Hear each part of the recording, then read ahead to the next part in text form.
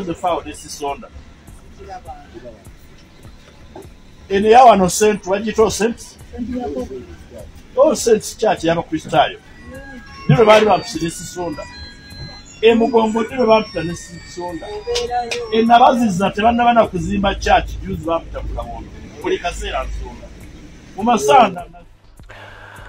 Yes, mumawulire gatulinawo wetwogereranga ekigudde ku mubaka wa parliament amanyidwa nga Medard Lubega Sseggona akiikirira abantu ba Busiro East mu parliament abadde abakiikirira ku kaadi ey'ekibiina ekya National Unity Platform wabula nga ku mulundi guno ekibiina kye tekyamuddiza kaadi era nga kaadi eyo yaweereddwa Mathias Walukaga Mulumba nga kati Flaga Bearer ow'ekibiina ekya National Unity Platform kakati wulira Medard Lubega Sseggona awuliddwako emirundi mingi nnyo ng'ayogera ebigambo ebitali birungi eri ekibiina kya National Unity Platform kyokka ng'ate ali ku kaadi y'ekibiina ekyo kyennyini mu katambi koolabye era kengenda okwongera Medard Lubega Sseggona yalabiddwako ng'alinga eyeewozaako ku biki byabadde akolera abantu nga era abadde abategeeza nga bw'abadde ng'asonda singa baba bamuyise okubeera ng'asonda newankubadde nga kino tekimanyiddwa mu mirimu gya mubaka wa parliament era tekirina we kiri kakati Medard Lubega Sseggona abalonzi bennyini aba Busiro East bakiikirira era bagamba nti be yakoze omukolo okwebuuzaako babeere nga bamusalirawo era ye n'avaayo n'ategeeza nti agenda kwesimbawo obwannamunigina nga independent oluvannyuma lw'ekibiina kya NUP okulondola omukulu Mathias Walukaga ne bamuwa kaadi Medard Lubega Sseggona ne batagimuddiza ye agamba nti waabanga si ye tewali mulala era agamba nti yagwanidde era yasinza nejjukira omukulu ono yajja mu kifo kino mu mwaka gwa 2011 kakati ogenda kuwulira ngenda kulaga akatambi ng'ovudde kwako akalaga Sseggona nga yeewozaako era ng'anyumiza abantu bennyini bakiikirira ate nga bali mu kunyumiza biki byabadde abakolera era byasuubira okuddamu bakolera kakati ngenda kuwa akatambi akaakoleddwa opinion polls ezakoleddwa ku mukutu gwa Pal FM omukulu amanyiddwa nga Omukugu Lukungu Nuhu yategese kye tuyita opinion poll era zino zaalaze nti abantu bali mu kusenza luti omubaka waabwe yennyini abakiikirira kakati ate ng'ofudde ku ebyo waliwo n'opinion polls ezategekebwa ku mukutu guno kye tuyita red zone polls zino twazitegeka ne tufuna abalonzi 104 nga tubabuuza nti ku Walukaga ne Sseggona ani agwanidde okusigala nga ye mubaka wa Busiro East era ani agwanidde ekibiina kya National Unity Platform okubeera nga kimuwa kaadi mu kalulu ke tugenda mwaka 2023 ku balonzi 104 twafuna ebitundu 84 84% nga bagamba nti Mathias Walukaga yagwanidde abalonzi ebitundu 16 16% bokka be bagamba nti Sseggona bamuddize kaadi kitegeeza Mathias Walukaga azenga awangula buli opinion poll ebadde ng'etegekebwa kakati ate mu katambi byengendo kuwa owulire omukulu amanyiddwa nga Medard Lubega Sseggona abalonzi bennyini abalondera mu Busiro East mu zones n'ebitundu ebyenjawulo bennyini be bali mu kumusenza oluti nga bagamba nti omukulu awummulemu era kyakozeeko kimala n'ebigambo ebirala bifaanana bwe bityo nga sinakuwa katambi ako kansooke nkuddize wano omukulu Medard Lubega Sseggona nga yeewozaako ngenda kuwa ne ku bigambo bya Joel Ssenyonyi leader of opposition nga naye annyonnyola ku nsonga y'emu era ebigambo ebyogerebwa ku Walukaga byayogerebwa ku Joel Ssenyonyi ng'afuulibwa leader of opposition abantu nga bagamba kyekisanja kyekisooka lwaki bamufudde leader of opposition naye gwampuliriza nkakasa naawe okimanyi nti Joel Ssenyonyi ye leader of opposition yekka ajjeyo ekifaananyi n'obuvunaanyizibwa n'emirimu emituufu leader of opposition gy'alina okuba nga akola sooka owulirize Sseggona ng'ategeeza abantu byabadde abakolera era ne byasuubira okubakolera abalonzi be bandibadde bamujjukiza byabakoledde wabula ye yennyini yali mu kubajjukiza nti wamma saasonda wamma kino saasonda muwulirize ate nzije nkuwa abalonzi bo kye boogedde in the hour no sent, what you told sent? All sent church, Yama Christayo. You remind me of this sonda. Emugongo tiro bapita ne sonda. Enabazi zatebana bana kuzimba church, juzi bapita kulamono. Kuli kasera sonda. Mumasanda nazimbe kanisa eyo paka bwe yakuwaga kuzimba nabo Christayo. Omuzikiti abasalira wali kafumbe. Emirundi waliwo mwali mu kusedesi sonda. Njagala nkole ebyo ng'omutuuze munnamu kubanga bye biri mu busobozi bwange naye abooluganda ekisooka tekisoboka nti osobola okutambula okuva constituency weetandikira paka weekoma etandikira ku Nikaani ekatale neekoona ku Masuuliita ku kyalo kye bayita Ntinda omubaka ogenda ogaba ekisembayo ku kyokugaba omuntu awanika omukono nga tampalana ng'agamba nti kya kitiibwa okujja ewange Nakasozi n'enkuwa $200 ogenda ogulira abaana ba kawunga n'otuuka e Nakasozi oba wano ekyengera mu tawuni afumbe nagatuwe ku ssente Sseggona ava kuba $200 ngamba nti kya kitiibwa. Bw'owuliriza akatambi ako Sseggona alinga agamba nti ekibiina kya NUP tekyandimuggyeko kaadi kubanga yasonda kyaki, era omuwulidde ng'agamba abalonzi abajjukiza nti wamma saasonda kyaki nti wagisonda, saasonda ku muzikiti nti wagusonda. Era ye alinga ategeeza gwe awuliriza akatambi ejjagenda mu comment section onteeremu Sseggona ategeeza ki. Nze mu ndowooza yange Sseggona alinga agamba NUP tegwanidde kumuggyako kaadi kubanga yasonda kyaki, tegwanidde kumuggyako kaadi kubanga yasonda omuzikiti newankubadde nga tebirina we biwandiikiddwa ku buvunaanyizibwa bw'omubaka wa paalamenti n'obuweereza bwe n'ebyo byateekeddwa okukolera abantu be ababa bamusindise mu paalamenti. Kakati Sseggona ng'oggyeko ebyo byennyininyini byayogera, njagala nsooke nkuwe ku bigambo bya Joel Ssenyonyi. Joel Ssenyonyi yabadde ku kitebe kya National Unity Platform ng'asisinkanya abamu ku babaka ku bakandidate abaweereddwa kaadi ekibiina kya NUP mu kalulu ke tugendamu naddala mu bitundu ebya Buganda abagenda okukwatira NUP kaadi mu constituencies eziri mu Buganda n'ebitundu ebiriraanyeewo. Basisinkanye ku kitebe ekya National Unity Platform ne babaako ensonga ze boogerezeganya nga twetegekera His Excellency Robert Kyagulanyi Ssentamu agenda okuba ng'ajja okutandika okulonkinga campaigning rally mu Buganda era nga agenda tandikira wano ewaffe Mityana. Ensonga bwe zigenda okuba nga zitandikira olunaku olw'enkya ennaku z'omwezi nga 6 omwezi ogw'Ekkumi 2025. Wanaba tewali kikyuse,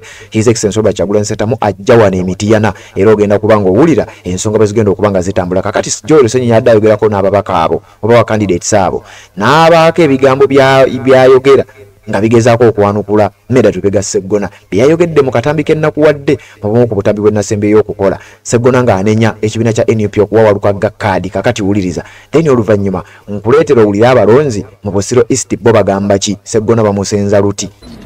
Wabaddewo kalumanywera era ebiwoobe mu biwulire eyo ebyo mbyebuzaabuzanga ebyokwekangabirizaga n'ebiwoobe abantu beegunya naye nga bwe baddayo eyo bagamba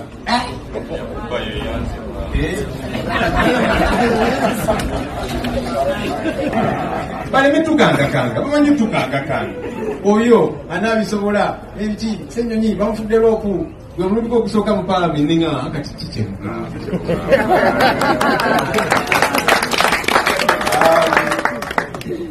sigambye nti mugende mubiri n'amalala amalala nago galina engeri gayinza okukyangalanyamuko abantu ne bakugamba nti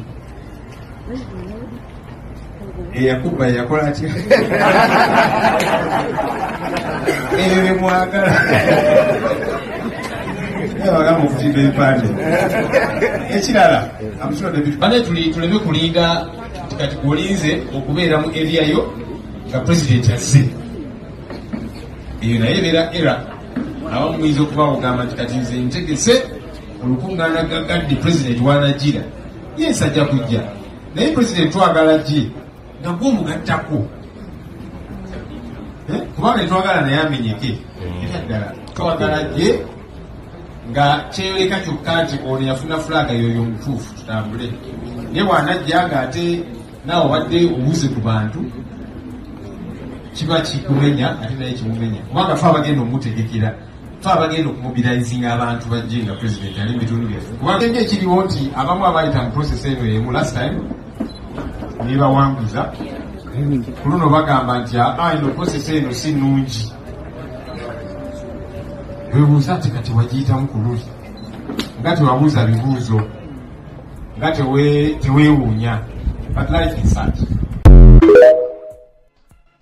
Bigambo bya leader of opposition Honorable Joel Ssenyonyi omu oba in fact ye leader of opposition asookedde ddala okujjayo bulungi ennyo ekifaananyi ekya leader of opposition nga bwe yandibadde era abadde ayanukula ku bigambo ebizze byogerebwa omukulu amanyiddwa nga Medard Lubega Sseggona. Kakati nga sinaba kubanga ngenda wala kakuwene ku bigambo bya mukamaawe oba kyaliwe akatikkiro wa Buganda nga naye alina ekigambo kyayogera simanyi oba yabadde akyolekeza Sseggona oba yabadde ayolekeza abo bonna ababadde basabye kadi naye yakugambye nti bakasobeza ulire ebigambo bye sijja kubyogera njagala mbikuwa oluvannyuma nkuwe abalonzi mu bigambo byabwe nga basenza luti omubaka waabwe abakiikirira kyokka ate nga ye mu bigambo bye agamba abalonzi bamusabye addemu yeesimbewo naye ate ku balonzi bogenda okuwulira bangi ku bo bagamba nti ekyamazima Mathias Walukaga yagwanidde ono musajja ono ebisanja byaweerezza bimala jukira nkugambye yajja mu mwaka gwa 2011 ngenda bikuwa ogenda kuwulira abasajja b'e Kampala bakasobeza balinga bannabyabufuzi abasaba kaadi z'ekibiina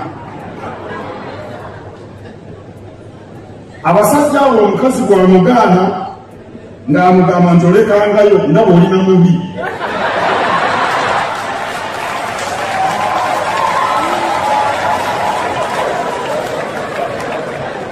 bannabyabufuzi bayayanira kaadi ez'ekibiina bwe baziramma nga bagamba kaadi si kikulu atoga abakuume oli ku Redzone TV wewale kubanga okyagoberera yonna gy'osinzira okubanga gy'otulabira bw'oba tonaba kubanga osubscribinga nnyongera okutegeeza nti kkirira wansi awo olaba ekigambo subscribe okikwateko kwata kade aka notification kakuyamba okubeera omu ku abo abasooka okumanya buli tuba tutaddeyo ate n'oba ng'otambula naffe ebigambo bya omukulu Sseggona Medad Lubega Sseggona akali amaggwa nga bwe yeeyita agamba abalonzi ba mu Busiro East bamusabye era bo bagamba nti ekibiina kya NUP oba oliawo si kyekibasalirawo naye ate ffe twategeka opinion poll eno oba gye tuyita Redzone polls ze twajjanga tubagamba Mathias Walukaga ku bululu 14 yafunako ebitundu 84% Medad Lubega Sseggona n'afuna ebitundu 16 byokka wano nga kyali kikulaga bulazi nti Mathias Walukaga abalonzi ba Busiro East baali bamwagadde nnyo era nga bagamba yagwanidde kakati wulira mukwano gwange amanyiddwa nga omukugu Lukungu Nuuhu ono nga naye munnamawulire munnanga aweereza ku mukutu gwa Pal FM yategese opinion poll era n'atuukira ddala paka ku ground kakati mpuliriza owulirize mu katambi kano oyinza okuba wakawuliddeko abalonzi ennamba esinga bonna nga bagambye ekyamazima omukulu byaweerezaako bimala wuliriza Kireka bbira nengolondi ya Busiro East yesebu banji begwanze entebe yombako wa Busiro East gwani gola bayina enkizo Walukaga Mizani ku ground 226 Sajito Patrick ono tuirodda Busiro East kireka bbira nengolondi ya Busiro East mwenondera sewe banji begwanze entebe yombako wa Busiro East gwani gola bayina enkizo Mathias Mizani ku ground 226 Tuliyo liso ono tuirodda oli kireka bbira nengolondi ya Busiro East yesebo banji begwanze entebe yombako wa Busiro East gwani gola bayina enkizo Walukaga wa Nuupu yalina enkizo Mizani ku ground 226 Gaba Shaban ono tuirodda tulina kabuko nengolondi ya Busiro East je nondera banji begwanze entebe yombako wa Busiro East gwani gola bayina enkizo Mathias Walukaga we NUP Mizani ku ground 226 nze Loni ono tuirodda tulina kabugo nengolondi ya Busiro East nondera Busiro East banji begwanze entebe yombako wa Busiro East gwani gola bayina enkizo Walukaga oyo ayina enkiza ajja bikola bulungi Mizani ku ground 226 Justin ono tuirodda tulina akabugo nengolondi ya Busiro East sebu wenondera banji begwanze entebe yombako wa Busiro East gwani gola bayina enkizo Walukaga yabajja Mizani ku ground 226 nenga ono tuirodda tulina kabugo nengolondi ya Busiro East banji begwanze entebe yombako wa Busiro East gwani gola bayina enkizo twagala twewe ku Walukaga kuba bali yatwabawaako dda ne tulaba bwe bafuga Mizani ku ground 226 amanya gagenze bukenya kusayi ono tuirodda nankuwaddi nengolondi ya Busiro East webale nnyo mwennyini mwenondera banji begwanze entebe yombako wa Busiro East gwani gola bayina enkizo Walukaga njamu akalulu kange ina enkuza atalumirirwa abantu ba wansi Mizani ku ground 226 Pal FM ekulera omuntu wa bulijjo kwoli aha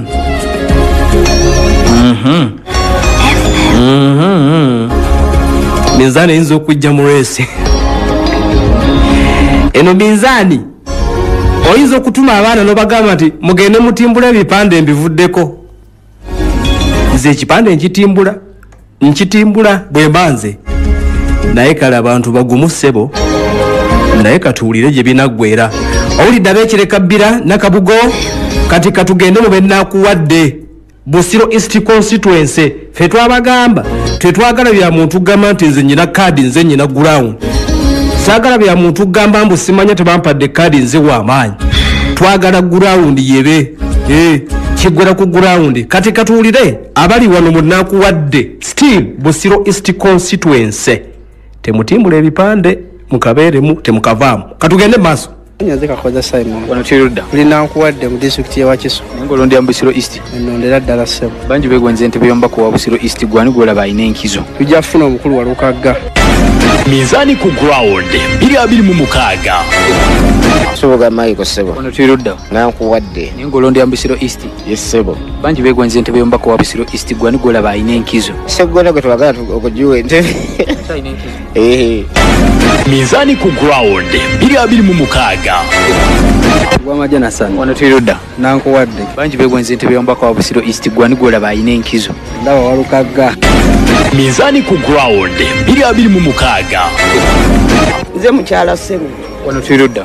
Tulina nkuwadde. Ngolondi ya Busiro East. Muno mwenondera. Bangi beegonze ntebe y'omubaka wa Busiro East gwani gwolaba ayina enkizo. Kale wakiri tuweeko kiyimba yanditukolera. Mizani ku ground 226. Nakabale Joseph. Kirudda. Nankuwadde. Ngolondi ya Busiro East. Bulungi kanisa y'Abakatuliki Nankuwadde ndi mulonzi. Bangi beegonze ntebe y'omubaka wa Busiro East gwani gwolaba ayina enkizo. Walukagga gwe batuwadde ye mutuufu. Omukulu kali amaggwa kyasabinze kimala. Anti yamubba. Tukalumujjeko yamubba. Mizani ku ground 226. Sanga Steven. Kirudda. Nankuwadde. Ngolondi ya Busiro East. Ukereziawo. Bangi beegonze ntebe y'omubaka wa Busiro East gwani gwolaba ayina enkizo. Jja kuwa kiyimba. Mizani ku ground 226. Chede Steven. Wano Kirudda. Nankuwadde. Ngolondi ya Busiro East. Yesebo mukama wange. Bangi beegonze ntebe y'omubaka wa Busiro East gwani gwolaba ayina enkizo mu kiseera kino. Era Walukagga gwe batuwadde. Mizani ku ground 226.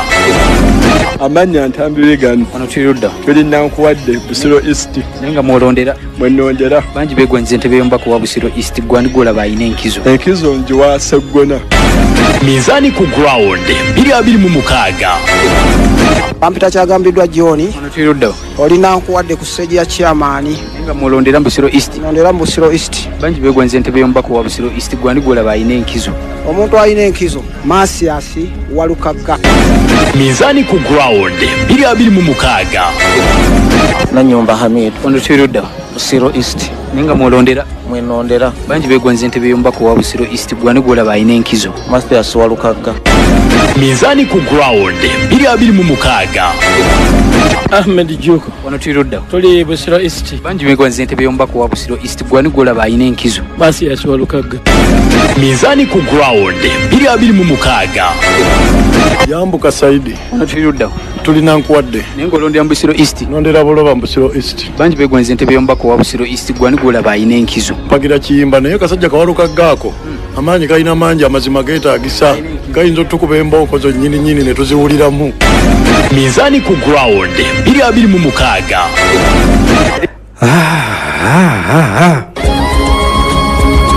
Tewabaawo atimbula ekipande. Mukitegedde. Katugende mu maaso. Yes, abo be bamu ku bantu abalondera mu Busiro East. Omukulu amanyiddwa nga Mmera Tubega Segona constituency gyakiikira oba gyabadde akiikirira kubanga nkakasa nze naawe ampuliza tukimanyi bulungi nti Matias Walukagga ateekwa okubanga ajja kuwangula buwanguzi era ajja kudda ng'omubaka mu parliament anaakiikirira kubanga akaadi y'ekibiina ekya National Unity Platform oba buwanguzi bwereere. Kakati wuliriza Mmera Tubega Segona ono ezimu ku nsonga lwaki abalonzi ba Busiro East batandise okubanga bamusindiikiriza era nga bamusindisa luti omukulu n'achivinze ebintu bingi ate nga yafuuka omubaka mu parliament mu mwaka gwa 2011 parliament ey'omwenda abadde mu parliament ey'omwenda 2011 n'abeera mu parliament ey'ekumi 2016 n'abeera ne mu parliament ey'ekumi 2021 paka 2026 ye muntu y'omu ayagala asigale nga mubaka mu parliament ey'abiri ey'ekumi 12 2026 ne 2031 naye jjukira bano be bamaze banga ku ludda oluvuganya nga bagamba nti balwanyisa obwannakyemalira mu ggwanga erya Uganda. Kakati abamu ku balonzi bagamba nti ye Medard Lubega Sseggona n'emikwano gye omuli Mathias Mpuuga n'abalala nga bwe bazze nga boogerera nga bozze ng'obawulira ekyamazima bagwanidde ke kaseera babeere nga bakwatamu ebyabwe kubanga kye bakozeeko oboolyawo kimala. N'ekirala bannayuganda bangi batandise okubakubamu ebituli bagamba nti abantu bano bayinza okubanga ekyamazima ebbanga lyonna lye bamaze nga bali ku ludda oluvuganya bandibanga babadde batutuddeko butuuzi nga balina oboolyawo emizannyo gye bazannya. Kakati waliwo omukulu amanyiddwa nga Ibrahim Ssemujju Nganda. Ono naye agwa mu katego ke oba agwa mu kategore yeemu neya Medard Lubega Sseggona. Ssemujju Nganda nga sinakuwa bitonotono bye mukwatako ekibiina kya National Unity Platform oluvannyuma lw'okukwata George Musisi. Ono George Musisi munnamateeka era y'omu ku bannamateeka ab'amaanyi mu kibiina kya National Unity Platform. Ekibiina kya NUP kyamuwadde kaadi okulaba nga agenda avuganye mu kalulu ka 2026 avuganye ne omukulu amanyiddwa nga Ibrahim Ssemujju Nganda. Nga Ssemujju Nganda ali ku kaadi ekibiina kya PFF naye bikwatako ebitonotono ngenda bikuwa. Kakati Ssemujju Nganda naye agamba avuganya era alwanyisa obwannakyemalira mu ggwanga erya Uganda kyokka naye yennyini tayagala kuvaawo. Bangi babadde nga bwebuuza George Musisi nga tetunnaba kuwulirako ngeri omusajja engeri gy'abizoningamu. Njagala kuwa akatambi kano yabadde akyaziddwa ku mukutu ogumu. Akatambi k'ogenda okuwulira ebigambo bya Kanso George Musisi eyawereddwa kadi y'ekibiina kya NUP agenda avuganye ne Ibrahim Ssemujju Nganda. Ebigambo bye mbadde ngenda okugamba wano njagala obijje mu lutambi luno nga George Musisi abinnyonnyola kubanga byebyo byennyini abangi babadde beebuuza lwaki mu bifo ebimu NUP yasimbyewo abantu ate nga waliwo ab'opposition kyokka ate nga n'abaana ab'opposition bennyini balina ebifo ebimu bye basimbyeko abantu nga toledde waliwo w'ekibiina kya NUP. Wuliriza nzije nkuwe ani Ssemujju Nganda gw'obadde tomanyi ogenda kutya. Tandikira. Ndowooza omukulu awulidde. Abatuwuliriza mbalamusizaako nnyo njagala okubeebaza process onnyo okutuuka ekikeerezi sinkola yange naye nkwatiddwa mu kkobaawo ekyokulaba nga ndimunenga neesimye okubeera no nga bulijjo. Gasita otuuse. Okay, osanze twatandise okubaganya ebirowoozo okusinziira ku bigambo Ssewanda gye byayogedde ng'ate era nange ennyanjula gye nakoze nze ebyo byonna tetujja kuddayo gye tuvudde nja kubiwunzikanga ng'amba nti Ssewanda gye wadde akola assessment ye olabye nti muleese ttiimu naye ttiimu gye muleese eyinza okubanga tegenda kubawangulira ku kalulu aka bonna ke tugendako. Njagadde osooka onkubira ettooki kuba kati mweteeseteese manyi to front nze wano na wano na wano alina ensonga zamenyeeyo ng'okuleka ebifo ebimu nga byereere ate ne mwefuutika mu birala oba osanga n'akuwera eddala nga ggwe ekyokulabirako nti n'ekifo kyennyini mwokwatidde flag tisinga ekyo waakiri kye mwaleka ne museseetuka nga mweyongerako mu West gye mutaaga bakaadi abamu ne baddayo keeri ne bawaakiri Musisi ne bamuleetera wano. Okay, neyanza nnyo Prosi. Omanyi debate yange Prosi ogimanyi etera nnyo okulinnyako okusinga ku kwogera ku personalities ku bantu. Nze njagala nnyo okwogera ku nkola. Kubanga yengeri gye nnakuzibwa ne gye nnatendekebwa. Kakati byensanzeeko mukulu Ssewanda gye ng'ayogera agambye nti ekisooka NUP obukulembeze bwa NUP essaawa zino bwakaweza emyaka 5 mu bukulembeze bwe kiri mu statistics zonna muganda wange zasomye tasomye nti tugenda kuweza emyaka 2 nga tugeze mu bibiina ebyo ebingi bukyanga mwansi wa constitution eno kuva 26 okuva 26 twagenda mu bibiina wabaddewo ebibiina by'ebyobufuzi ebivuganya government bibaddewo omanyi NUP yafuuka katale oba lusuku DP yali amaanyi ennyo FDC n'egimenyawo okoko buli muntu kafuluwa NUP ebyo n'abamu nga boogezi ba bibiina basekretary general naye nga kuva ku Monday paka Sunday akeera kwogera ku NUP kakati kankwe ekyokulabirako NUP bukyanga tugenda mu Uganda egenda mu kufulega ebibiina ebingi 26 wabaddewo ebibiina ebivuganya FDC kye kibadde ekibiina ekisinga amaanyi mu opposition before 22 lunaku ki era constituency ki gye wali ogambye nti bagamba kuno bateesa eno ne bagireka nti DP netateekayo muntu waliwo yabeerera nga yeefuga bwetwali njagala mwami Ssewanda mulungi nnyo mu statistics agambye nti kuva 2006 paka 2020 kubanga batulowozesa nti ebibufuzi bitandise na NUP. D FDC ya fielding constituencies 100% oba ekibina ekira kyonna DP oba bibaddewo kubanga olwali bagamba NUP lwakyerese zino multipartyism kyatandise na NUP. Ebyo okugamba multipartyism kyategeeza nti ebibiina byonna bivuganye teriyo kibiina kibayita opposition. Ne bwe mba mugenze mu mukago bwe mugenda mu mukago nga twagulaba mu 2016 TDA ebibiina ebiri mu mukago bigamba fa abasatu ku kifo kino tuleete wani bwe kiri bwe mugamba senga bwe muva mu kyako nkola egamba nti eno wandibadde ogireka lwaki principle yemu tokala nti constituencies zawangulwa NUP tuziribalekere lwaki Mwami Sawanda kitagamba lwaki PFF esimba omuntu enansananga ya NUP kakati lwaki alonda mukira mbadde nsagala kunze kunarrowinga debate tukira what panga I think it's bigger than that naye nayala agambe nti NUP ereke zino ne bano bagirekere zino to the contrary ebibiina byonna ate dembe lyabwe leader of opposition akoze bubi aliko aliko amuvuganyi wa PFF aliko wa DF aliko wa FDC ngate kisirulya nga ya appointing nti lwaki musimba omuntu kujoyero senyonyi kuba ye muvye nnyo atasana kwa mu parliament. So ekyo njagala bana Uganda bakimanye nti that is mu luzungu intellectual dishonesty nti lwaki standard yemu ono twalina wakalulu mukyala nakiwala kiyingi ne Nabira simanyo ba Musonda gyaliwo byonna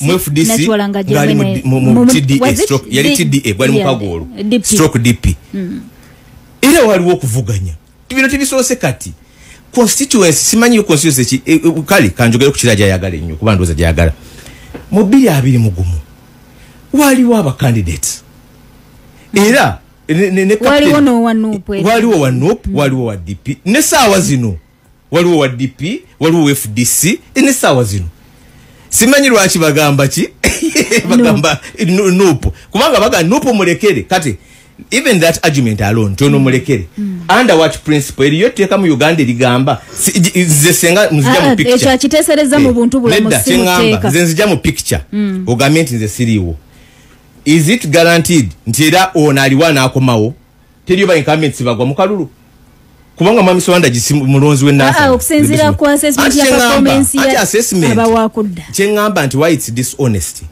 akalulu kana akakankugereza KNRM kebabadde maka primaries ba incumbents abagudde bawitirivu nnyo ekyo kituufu buli parliament ene yayingira eya 10 abantu abagwa batakomawo bali over 60% mu 10th parliament so tewaliwo guarantee ti incumbent MP ne bwaba babiri era ajja kukomawo so kakyengambe ekyo nti Mwami Sawanda gye kyakimanyi naye lwaki appointing out lwakuba nti olukongo lutekebwa ku NUP ekisooka nkugambye bukyatugenda mu bibiina ebingi ebibiina bibadde bivuganya ku bifo bibadde byakanya ne bwe bali mu mukago era waliwo competition kibayita multipartyism by the way meanwhile ne mu kibiina munda basooka ne bavuganya kubanga kyogamba kankwecho kankubuuze Mwami Sawanda senga mbadde wa PFF ngandikira senga mbadde wa PFF ngandikira sikirizibwa kusaba kibobaka oyi demokrasia gwe mpreachinga nti senga mbadde wa PFF ngandikira sikirizibwa kusaba bobaka bwakira kati ekitutawanya mu Uganda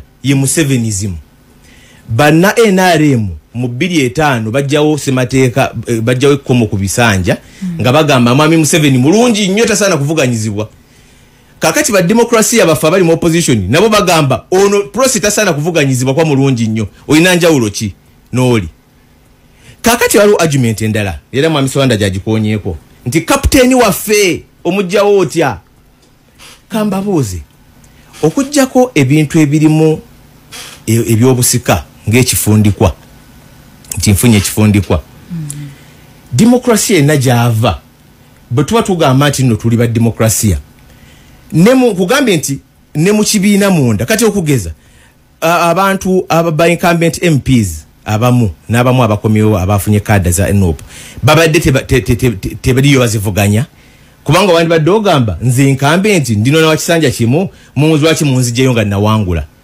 bandi badde mugamba nti incumbent wekisanja kimu ekibiri automatic ng'ebibiina ebirala byakoze so demokrasia agamba nti buli myaka 5 we subjecting ku bantu kira yennyini gye mwogerako mu 2011 era mwami Sewanda gyakimanyi naye agana buganyo kyogera twalina omubaka yali tawunyikamu n'agamba siga kuddamu kwesimbawo omugenzi kale Sam Kaleganju senior lawyer senior legislator senior lwaki twali tunoonya ddako tebagamba nti munenyeyo omuntu ali professional senior mu bya legislation gwe tuba tuleeta era nabo baleeta mu kiseera ekyo yali asinga n'obuto wendi kati bamujja mu parliament lwaki balonda ku babaka ne bagamba ku babaka tunfune ali senior mu 2011 era Masaka Honorable Mpuuga yesimba ne Honorable Kawanga a senior legislator a senior lawyer teri yagamba nti neddo no captain mubi mu jemu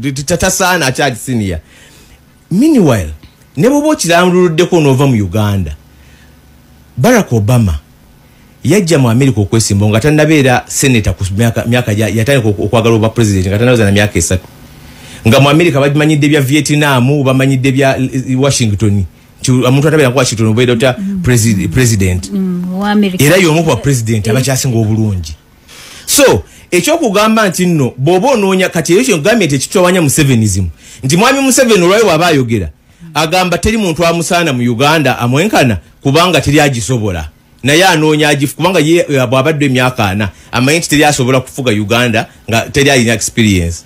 Kakati ne mwami Sewandagi alese mu Sevenism opposition nti ono abadde emyaka 2 gwe tutasaana kukola ki kujjako kyembagambye nti n'abantu bennyini kambawe ekyokulabirako kijja ku NUP kubanga kati obwongo wafubulira okuti mu NUP mu kamyufu ke NRM n'emivyo gyonna egyakabaddemu nga saawuliddeyo bwe bayomba kubanga ka innovating ya NUP eringa it's primaries nga saawuliddeyo bagamba nti mu abantu beeyo muli babi mujjayo mutya omubaka akoze eki amaze emyaka bwegiti Wakiso district alina gwe bayitanga mama Wakiso mukyala Seninde myaka 2 eyamujjayo teyali mubaka yali kansala atenga yali akoze bulungi lwaki tebagamba nti bane senior legislator myaka 2 mumujjayo mutya lwaki baleta so kakati kyengamba nti bino babyogera lwa byabufuzi ebyobufuzi bikyanga tugenda mu primaries mu multipartyism ebibiina bivuganya n'abantu bavuganya munda internally Biden gye bateeka olwaliro kyensemba nakyo nga address nga byayogedde nti lwaki NUP erese abantu ba NRM webati ne babeera n'opposed lwaki NRM esimba abantu webati mu Buganda lwaki NRM ntesimbye eyo NUP sorry ebibiina ebiri registered mu Uganda bisukka 26 simanyi namba kati waliwo ebipi ebyongeddeko lwaki mwami Sewandagi Biden agiteeka ku gye batasimbye NUP lwaki DF tetadde yaba baka 10 tukavaringa kwati obuvunanyizibwa bwaffe bwonna mu opposition kakati Biden mwagala tugisharing enteno tulekere naye ate obuvunanyizibwa temwagala tubukole ki tubutwale kwanga twandigambye nti kakati eno NUP esimbi ababaka 3 waliwo ebifo 10 ebiri vacant munnaffe DP kwatirawo munnaffe UPC kwatirawo kubanga NUP si ekibiina kyokka si ekibiina kyokka era tewaliwo kibiina kinavunanyizibwa kirina okukavaringa buli wamu naye kakati eyo nakyo bakimanyi era nkugambye nti ekyo ekibuuzo ekibuuzibwa tebakibuuzangako balala batuswanzeewo bakulu baffe nti bannange kubanga twali mukulu njagala tugambe nti NUP webadde leading opposition yasanga FDC coveringa 100% kakati NUP coveringa only 50%. So njagala kugamba nti ensonga esinga obukulu tukkiririza mu democracy gwe twogera oba tumukkiriza mu conveniently diwe tugamba nti kakati tumwepene diwe tugamba nti democracy yakola bwati oyo Kanso George Musisi oyo ye Kanso George Musisi ekibiina kya National Unity Platform gwe kyawadde kaadi mu kalulu ketugendamu akankome 2 era nga agenda kubanga avuganya amanyiddwa nga Ibrahim Ssemujju-Nganda jjukira Ssemujju-Nganda ono nga bwe nkugambye era nga bwe nakugambye Ssemujju-Nganda naye njagala kubanga mu kuwaako ebitonotono omutegere bano be basajja abaludde mu parliament era nga Ssemujju-Nganda ono kigambibwa alabika asinzidde era alumye n'ogwengulu agamba alina okudda mu parliament ku kaadi ya PFF oba kye tuyita People's Front for Freedom. Omukulu ono ku myaka gye 52 yazaalibwa ena ku mwezi nga 23 omwezi ogw'omwenda omwaka gwa 1973 ndi ku Ibrahim Ssemujju-Nganda. Ebigambo bya Ssemujju-Nganda sibireese naye nkakasa bw'obanga obadde ng'ogoberera ensonga zino oyinza okubanga obimanyi. Ssemujju Nganda y'omu ku ababaka ba paalamenti ababadde basimbye Nakakongo era nga bo bagamba bwe baba si bo ekyamazima tewali agwanidde, era nga Ssemujju Nganda yatuuse n'okukola statement n'agamba singa ye yali ku lukiiko olugaba kaadi mu kibiina kya NUP Ssegirinya Muhammad yali tasobola kubeera ng'amuwa kaadi.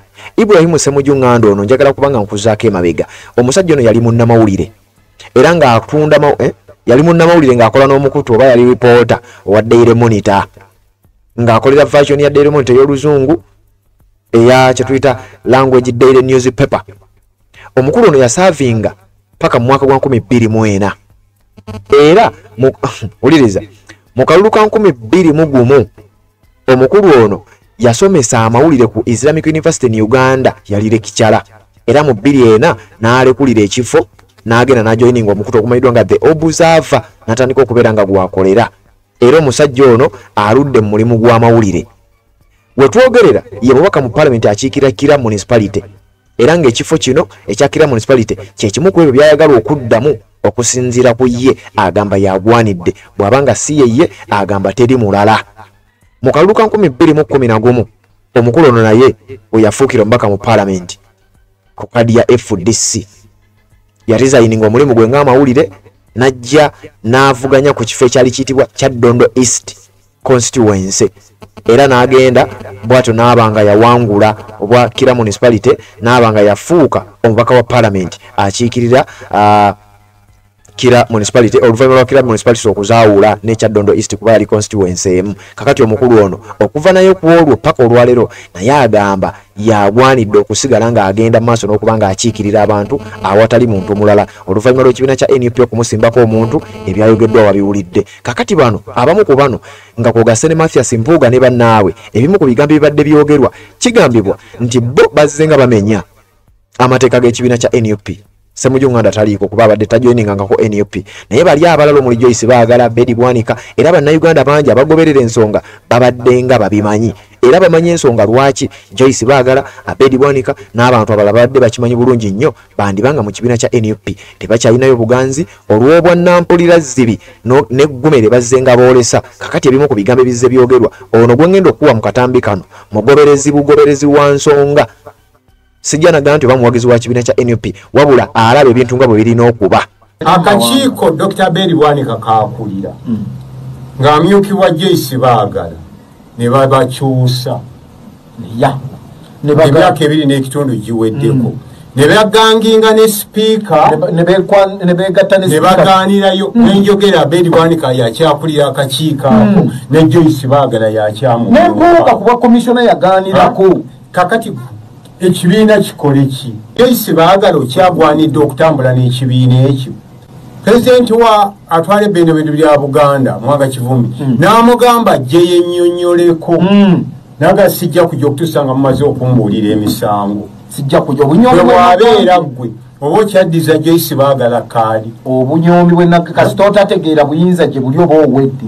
Nalabye abannyonnyola ku mukyala Proscovia Mukisa oba Nabosa mu mizannyo gy'azannya ow'Emityana neewuunya abantu tebajjukira nti Schwarzenegger yava mu kuzannya firimu n'abeerako gavana ebisanja 2 owa New York ya New York. Nopu erina ebintu byetunuulira ebintu nga eggwanga limu katyabaga kano yeetaaga kununulwa. Abo abeeyita ba intellectual tulina we tubaleka abeeyita abagezi abalowooza nti bagezi waliwo ebintu Sseggona byagamba yitasobola bikola. Ndowooza ebyo byebimu ku bigambo ebyanukula ebimu ku bibuuzo ebibadde byebuuzibwa bannayuganda ab'enjawulo naddala abadde bagoberera ensonga zino nti lwaki NUP abantu abamu tebawadde kaadi n'ebigambo ebirala ebifaanana bwe bityo ate nga ezimu ku nsonga kyekigambo loyalty mu kibiina omuntu nga mwesimbu n'ebiddiririra bijja kuba bifaanana bwe bityo. Kakati abakulu abo okunaddala Medard Lubega Sseggona n'abamu ku balala abammiddwa kaadi ezimu ku nsonga muzitegedde. Kakati nga mmaliriza era nga njagala okuba nga nva wano owuliriza oli ku mukutu gwa Red Zone TV bw'oba tonaba kubanga osubscribe nga kikole kkirira wansi saula be kigambo subscribe kikwateko kwata kadeka notification abetere ddala omu ku abo basooka okumanya buli we tuba tutaddeyo era ntera okuyita mu bubaka bwammwe obwo bwe muba mutaddeyo ntera okubuyitamu bwe buba bungi wakiri nzija n'ensoma amanya kakati teekako obubaka bw'okumu ku vidiyo eno ng'omaze ogisharinga ate ng'omaze n'okugiwa ekigalo obeere ng'ogiyambyeko nsooka okutwala omukisa guno okwebaza tiimu ey'amawulire ekavalinga His Excellency Robert Kyagulanyi Ssentamu gy'aba atambulidde jjukira olunaku olwajjo yabadde awunzika ekitundutundu ekya Busoga era nga Robert Kyagulanyi Ssentamu bw'atyo bwe yawunzise Busoga gwampuliriza yagiwunzise ne constituency n'ekitundu ba district emanyiddwa nga Bugiri era ewasumani basaalirwa eyo gye yawunzikidde naye ng'ate okuzzaako emabega n'ensonga za people power eyo gye zaatandikira kakati njagala okutwala omukisa guno okwebaza media team ekavalinga omukulembeze omulimu gwe bakola nkakasanga gwampuliriza era gwa zaagoberera osobola okutegeera ddala abasajja bano omulimu gwe bakola ogutali mutono ffe tukutuusaako amawulire update naye ate waliwo tiimu eri ekavalinga omukulembeze nkakasanga osobola okuba nga omanyi sijja kumenya muntu oba sijja kumenya linnya oba media yonna naye nja basaba mwekumire ku mikutu egyo kubanga enkya tutandika Buganda region ate nga tugenda kugitandikira wano ewaffe nga Red Zone Media we tusinzira okuweereza emitiyana Robert Kyagulanyi Ssentamu agenda kubeera ng'ayingira ekibuga Mityana olunaku olw'enkya ng'alonkinga kampeyini ze mu Buganda era programu nja kujja mbere nga ngibatuusaako kakati neebaza ttiimu eyo yonna basobodde okuba nga ate bawunzika bwe batyo olugendo olutabadde lwangu ekyo kyolaba yabadde yiganga jjukira yiganga baamulemesa okubeera nga akampeyiningayo wabula bannansi naddala bawangalira mu tawuni y'eyiganga bo baavaayo ate mu bungi ne bagamba nti ffe tulina okubugiriza omukulembeze waffe wadde abasajja bamuganye era ekiro ekyo olunaku lwe baamugaana okukampeyininga ekiro ekyo amagye gaayiibwa wabula abavubuka baagamba nti naffe street tujja kuzibeerako okusobola okulaga nti singa zze ekibadde ekigenda okubeera eyiganga mubadde mujja kukitya kano kankakuwe ate nkuwe engeri gye yakulisizaayo ba foot soldiers ttiimu y'amawulire nze nsinga kuwaana nnyo ttiimu y'amawulire kuba ndi munnamawulire ate ttiimu eyo y'emu ku baana bambi abakola omulimu ogukyasinza okubeera ogw'amaanyi kakati wano baali yiganga oluvannyuma ngenda kulaga akatambi nga bamaze okuba nga basiibula Busoga batuuse emagere olwali olunaku lwa kuwummulamu ate enkya nga 6 ogw'ekkumi agenda kuba ayolekera mu bitundu eby'emitiyana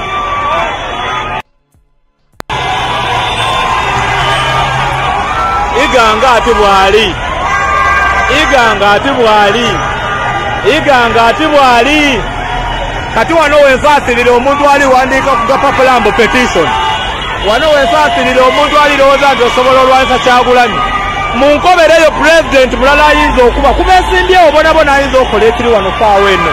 This is the situation in Iganga municipality when my president is passing. Kanangala embeera eti bweri mu kibuga eky'Iganga embeera eti bweri mu kibuga eky'Iganga embeera eti bweri mu kibuga eky'Iganga embeera eti bweri mu kibuga eky'Iganga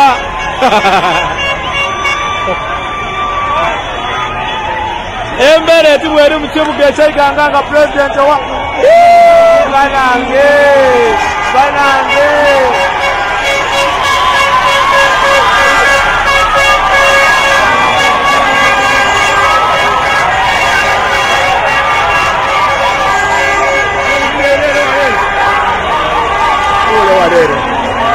Asuke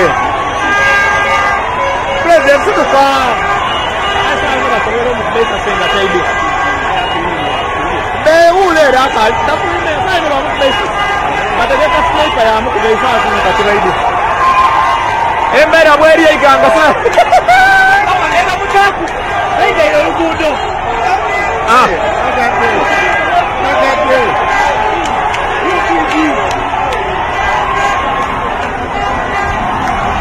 ekibuga kikyankale ekibuga kikyankale tuliyambale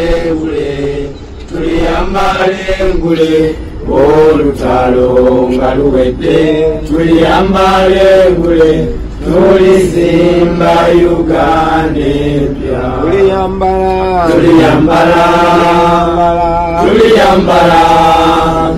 engule zimasamasa olutalo nga luwedde tuliyambala engule tulizimba Uganda empya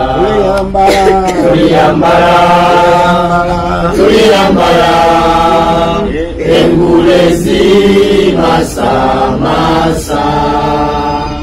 olutalo nga luwedde tuliyambala engule tulizimba Uganda empya. People power, our power, our power, people power, NUP everywhere.